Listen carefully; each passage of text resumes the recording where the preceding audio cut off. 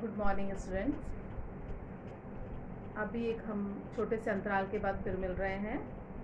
पहले मैंने आपको 2 पाठ पढ़ा दिए थे, जिसमें एक कविता थी और एक कहानी थी। कविता थी आ रही रवि की सवारी, जो हरिवंश राय बच्चन जी द्वारा लिखित थी। दूसरी कहानी जो थी, पहली तो कविता थी आ रही रवि की सवारी, दूसरी कहानी है नेकी का फल, जो कि यशपाल जैन जी द्वारा लिखी हुई थी और मैंने आपको समझा दिए थे। ये आपको कविता और कहानी मैंने दोनों समझाया था और साथ ही साथ इसके क्वेश्चन आंसर्स मैंने आपको भेज दिए थे। अब आज हम देखेंगे पार्ट 3, फूल का मूल्य। विश्व कवि रविंद्रनाथ टैगोर टैगोर जी ने लोगों को यह समझाने का प्रयास किया है कि ईश्वर के प्रति प्रेम, उनकी भक्ति और उनके पवित्र रूप के समक्ष संसार की बहुमूल्य वस्तुएं भी तुच्छ होती हैं। तो ये चीज़ तो अभी हमने कोरोना काल में हमने बहुत अच्छी तरह, आप लोगों ने भी, हमारे परिजनों ने भी, लोगों ने भी इस चीज़ को बहुत अच्छी तरह महसूस किया कि सब कुछ क्या है, ईश्वर, ठीक है ना। और ईश्वर के प्रति प्रेम, उनकी भक्ति और उनके भक्ति ने ही हमको इतने जो टफ टाइम था इससे हमको उभरने का थोड़ा सा मौका दिया। और ईश्वर के प्रति सच्ची आस्था अगर हम रखते हैं तो हमें संतोष और सुख प्रदान करती है। ऐसी ही एक कहानी है, बहुत अच्छी कहानी है, फूल का मूल्य। शीतकाल के दिन थे, प्रचंड शीत से पुष्प सूख गए थे। तो ठंड के दिन थे और बहुत अधिक बहुत अधिक जाड़ा, कड़ा जाड़ा पड़ रहा था और उससे फूल जो थे वो सूख गए थे। वन उपवन में समस्त तरुण शिशु विहीन माता पिता की तरह उदास खड़े थे। तो वन उपवन में, बाग बगीचों में जो पेड़ थे, है ना, पेड़ के जो मतलब जो वृक्ष के झुंड थे, ठीक है, वो बड़े उदास से खड़े थे। उदास किस तरीके से थे? जैसे एक माता पिता अपने बच्चे के वियोग में उदास होता है, ऐसे ही वो पेड़ के जो सघन मतलब ग्रुप, झुंड उनका वो खड़ा हुआ था। पर यह सरोवर किसका है?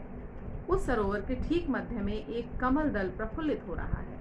मतलब प्रचंड शीत पड़ रही है, पुष्प खिल नहीं रहे हैं, वन उपवन उदास हैं, वृक्ष बिल्कुल उदास से खड़े हैं। पर यह सरोवर किसका है? उस सरोवर के ठीक मध्य में, बिल्कुल बीच में एक कमल दल, एक कमल का फूल प्रफुल्लित हो रहा है, मुस्कुरा रहा है। यह तो सुदास माली का सरोवर है। ऐसा मनोहर फूल तो बसंत काल में भी नहीं मिलता। इतना सुंदर फूल था, ऐसा सुंदर फूल तो बसंत काल में भी देखने को नहीं मिलता। सुदास का मन आनंद से नाच उठा। देखा सुदास ने कि बड़ा खूबसूरत उसके तालाब में, उसके सरोवर में बड़ा खूबसूरत कमल का फूल खिला है। उसका मन आनंद से नाच उठा। उसने सोचा, राजा जी को आज पुष्प प्रदान करूंगा और पुष्पों के प्रेमी राजा जी आज अकाल में खिले हुए इस कमल फूल को पाकर मुंह मांगा मूल्य प्रदान करेंगे। उसने मन में क्या सोचा कि मैं ये जो पुष्प है वो राजा जी को भेंट करूंगा और राजा जी इसका, क्योंकि उस समय अकाल पड़ रहा था, फूल कहीं खिले हुए नहीं थे, और ऐसे समय में राजा जी जो है मुंह मांगा मुझे इसका दाम देंगे। पवन की एक लहर आई, कमल ने भी मानो मुंह धोकर एक झोंका खाया। ऊपर आकाश में कोयल कूक उठी। माली का मन गदगद हो उठा कि यह मंगल चिन्ह है। मतलब उसका सोचना ही था कि मैं ये पुष्प जो है वो राजा जी को भेंट करूंगा और मुंह मांगा इनाम पाऊंगा।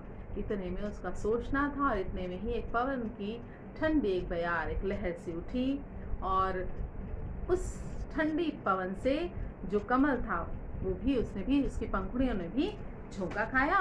और ऊपर आकाश में, उसी समय ऊपर आकाश में कोयल जो थी वो कूक उठी। माली का मन गदगद हो गया। उसे लगा कि यह बड़ा मंगल चिन्ह है, शुभ संकेत है। सहस्त्र दल कमल फूल को लेकर सुदास माली राजमहल के सामने प्रतीक्षित नयनों से खड़ा था। अब सुदास माली वो फूल लेकर के राजमहल में जा पहुंचा। राजमहल के द्वार पर वो सहस्त्र दल, आपको पता है कि कमल की कितनी पंखुड़ियां होती हैं? 1000 पंखुड़ियां होती हैं, तो उसकी सहस्त्र दल उसको कहा जाता है। तो वो लेकर के, सहस्त्र दल कमल फूल को लेकर के वो राजमहल के सामने राजा की प्रतीक्षा में खड़ा था।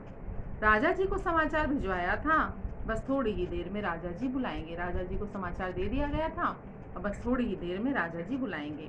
मन ही मन माली मोद बना रहा था। माली बड़ा ही खुश हो रहा था। मूल्य का अविनाशी सुदास बड़े यत्न से फूल की रखवाली में लीन था। तो वो मूल्य का अभिलाषी था, क्योंकि वो इसी आशा से आया था कि वो इस समय, ऐसे समय जब वन उपवन में फूल नहीं खिल रहे हैं, वो ऐसा फूल जब राजा को भेंट करेगा, राजा प्रसन्न होंगे और उसे मुहमांगा इनाम देंगे। तो मूल्य का अभिलाषी था, वो इच्छुक था और बड़े यत्न से वो फूल की रखवाली में लीन था, फूल की रखवाली कर रहा था, क्योंकि ऐसा ना हो कि उस कमल की एक भी पंखुड़ी जो है वो हवा के झोंके से गिर जाए, क्योंकि अगर एक भी पंखुड़ी गिरती है तो कमल की शोभा नहीं रहती। इसी बीच राजपथ से एक पुरुष इधर आ निकला। राजपथ, जहाँ राजमहल था वहीं एक रास्ता था, राजपथ था, और उससे एक पुरुष जो है वो आ रहा था। कमल फूल निहार कर वह पुरुष सुदास माली के समीप आया। सुदास से पूछने लगा, फूल बेचना है? कमल के इतने सुंदर कमल के फूल को देख करके वह पुरुष सुदास माली के पास में आया और उससे पूछा कि फूल बेचना है? राजा जी के चरणों में प्रस्तुत करना चाहता हूँ, सुदास ने संक्षिप्त सा उत्तर दिया। सुदास ने कहा कि मैं ये फूल जो है वो राजा जी के चरणों में प्रस्तुत करना चाहता हूँ। मुझे तो यह फूल राजाओं के भी राजा के श्री चरणों में चढ़ाना है। उस पुरुष ने क्या कहा सुदास से कि मुझे तो यह फूल जो है वो राजा जी के, राजाओं के भी राजा जो है उनके श्री चरणों में चढ़ाना है। भगवान तथागत पधारे हैं, भगवान बुद्ध जो है वो पधारे हुए हैं, बोलो क्या दाम लोगे? वह बोला, मैं भी आज एक अशर्फी की आशा लेकर निकला। उस पर सुदास ने उससे कहा कि मैं आज एक अशर्फी की आशा लेकर के निकला हूँ कि भैया मैं फूल राजा जी को भेंट करूंगा और वो मुझे एक सोने की गिन्नी जो है अशर्फी मुझे देंगे, सोने का सिक्का देंगे। मुझे स्वीकार है। उस पुरुष ने कहा। इतने में मंगल वाद्य बज उठे, शहनाइयां गूंज उठी, कुमकुम और चंदन के थाल सजाए हुए गीत गाता हुआ युवती दल उधर ही आ रहा था। तो इतने में जब ये बात हुई तो इतने में ही एक मंगल वाद्य बज, जैसे ढोलक है, शहनाई है, जो किसी शुभ समय पर जो वाद्य है ना, जो बजाए जाते हैं, तो वो बज उठे, शहनाइयां गूंज उठी, कुमकुम और चंदन का थाल लिए हुए युवतियों का एक दल वहां से चला आ रहा था। राजा प्रसेनजित नंगे पांव चलते हुए भगवान बुद्ध के दर्शन के लिए निकले थे, और राजा जी को भी तथागत के आने की सूचना थी और वो उनसे मिलने के लिए नंगे पांव उनके दर्शन करने के लिए निकल पड़े। नगर के बाहर प्रभु गौतम पधारे थे। कमल फूल निहार कर राजा जी हर्षित हुए। राजा जी का भी ध्यान उस कमल फूल की ओर गया और उसको देखकर वो बड़े खुश हुए और सोचने लगे कि प्रभु के पूजन के लिए पुष्प की कमी थी, वह पूरी हो जाएगी। कि प्रभु के पूजन के लिए मैं जा रहा था, तथागत के पूजन के लिए मैं जा रहा था, और उसके पूजन की जो भी मैंने सामग्री ली हुई थी, केवल उसमें एक पुष्प की कमी थी, और उस पुष्प को देखकर वो बहुत खुश हुए कि अब वो कमी भी पूरी हो जाएगी। राजा जी ने पूछा, सुदास फूल का क्या मूल्य लेगा? राजा ने पूछा, सुदास फूल का क्या मूल्य लेगा? महाराज, फूल तो इन सज्जन ने ले लिया। सुदास ने कहा, महाराज ये फूल तो इन सज्जन ने ले लिया। किस कीमत पर? एक अशर्फी की कीमत पर। तो राजा जी ने पूछा, किस कीमत पर लिया? तो सुदास ने कहा, एक अशर्फी की कीमत पर। मैं 10 अशर्फियां देता हूँ। राजा जी को माथा नवा कर वह सज्जन बोल उठा, सुदास मेरी ओर से 20 अशर्फियां। तो जब राजा जी ने सुना कि इस पुरुष ने फूल ले लिया है और एक अशर्फी में, तो उन्होंने क्या कहा सुदास से कि मैं तुमको इसकी 10 अशर्फियां, इसकी कीमत कितनी देता हूँ? 10 अशर्फियां देता हूँ। जब राजा जी ने 10 अशर्फियां देने के लिए कहा तो सज्जन पुरुष बोल उठा कि सुदास मेरी ओर से 20 अशर्फियां। राजा जी का चेहरा कुछ उतर गया, उनका हृदय कुछ विषण हो गया, यानी कुछ दुखी हो गया। और इतने में वह सज्जन बोला, महाराज आप और मैं आज महात्मा बुद्ध के दर्शन के लिए निकले हैं। इस पुष्प के लिए आज आप और मैं राजा प्रजा के रूप में नहीं खड़े हैं, बल्कि 2 भक्तों के रूप में उपस्थित हुए हैं। उन्होंने कहा कि महाराज आज हम दोनों ही राजा जी के दर्शन के लिए जा रहे हैं, और आज हम राजा और प्रजा नहीं हैं, मतलब आप राजा और मैं प्रजा नहीं हूँ। आज हम दोनों ही भक्त हैं। हम दोनों ही किस रूप में हैं? भक्त के रूप में हैं। इसलिए आप बुरा ना मानिएगा राजन।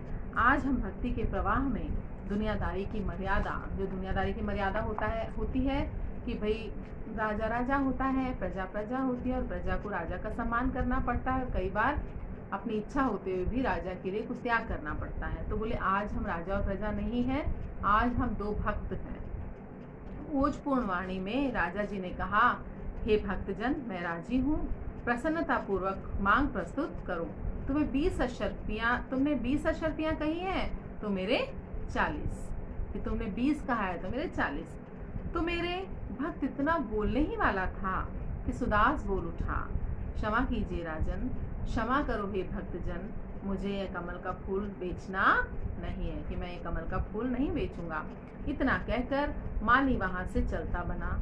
दोनों भक्त विस्मय भरे नयनों से निहारते रह गए, बड़े आश्चर्यचकित रह गए दोनों, राजा और वो सज्जन, दोनों को बड़ा आश्चर्य हुआ। सुदास माली फूल लेकर नगर के बाहर आया। एकाकी खड़ा हुआ वह विचारों में विलीन हुआ जा रहा था, विचारों में खोया जा रहा था, अकेला खड़ा और विचारों में डूबा हुआ था।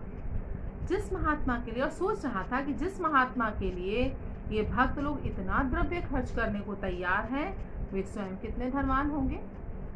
वो सोच रहा था, क्योंकि धन ही उसके लिए सब कुछ था उस समय तक, है ना। तो उसने कहा कि अरे, जिन महात्मा के लिए दोनों भक्त इतना पैसा खर्च करने को तैयार हैं, वो महात्मा स्वयं कितने धनवान होंगे, कितने महामना होंगे। उनके चरणों में यह पुष्प अर्पित कर दूं तो मुझे ना जाने कितना द्रव्य मिलेगा। अगर मैं खुद ये पुष्प उनके चरणों में अर्पित करूं तो मुझे ना जाने कितना पैसा मिलेगा, धन दौलत मिलेगी। वह उस ओर बढ़ा जिधर महात्मा बुद्ध ठहरे हुए थे। वट वृक्ष की छाया में पद्मासन लगाकर महात्मा बुद्ध विराजमान थे, है ना। एक बरगद की, बड़े से बरगद की छाया में पद्मासन में बैठे हुए थे महात्मा बुद्ध। उज्ज्वल ललाट, मुंह पर आनंद की प्रभा, होठों से सुधा झर रही थी और नयनों से अमृत टपक रहा था। उनका कैसा रूप था? उज्ज्वल ललाट, उजला हुआ तो माथा, मुंह पर आनंद की प्रभा, चेहरे से ही आनंद टपक रहा था उनके। होठों से सुधा झर रही थी, अमृत झर रहा था होठों से, नयनों से अमृत टपक रहा था। मेघों से धीर गंभीर ध्वनि इस तपस्वी के मुंह से निकल रही थी, और जब वो कुछ बोल रहे थे तो किस तरह उनकी आवाज कैसी थी? धीर और गंभीर थी। सुदास जो था स्तब्ध होकर खड़ा रहा, मतलब बिल्कुल एकदम उनको देखते ही वो कैसा हो गया? स्तब्ध हो गया। उसके मुंह से एक शब्द भी नहीं निकला। वह तो निहार रहा था निर्निमेष भाव से उस महात्मा की ओर, तो एकटक उस महात्मा को ही देखे जा रहा था।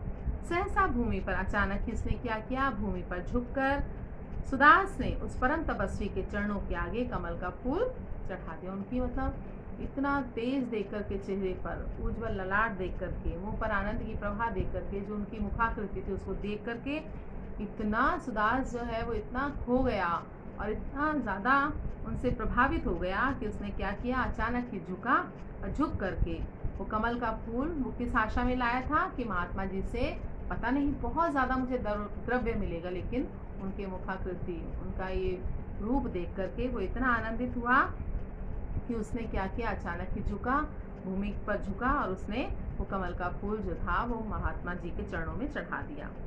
वट वृक्ष के सघन कुंजों में से पक्षी बोल उठे। वट वृक्ष के सघन कुंजों में से कौन? पक्षी अचानक ही बोल उठे। पवन की एक लहर आई, कमल की पंखुड़ियां हिल मिलकर मानो हंस उठी हो। सुदास के शगुन सफल हो गए। सुदास जब राजमहल की तरफ जा रहा था तब भी ऐसे शुभ संकेत थे, तो वो यही शुभ संकेत थे कि भाई तुम राजमहल के लिए नहीं, आज तुम किसके दर्शन करोगे? एक महात्मा के दर्शन करोगे। तो वो जो शकुन थे वो अब सफल हो गए।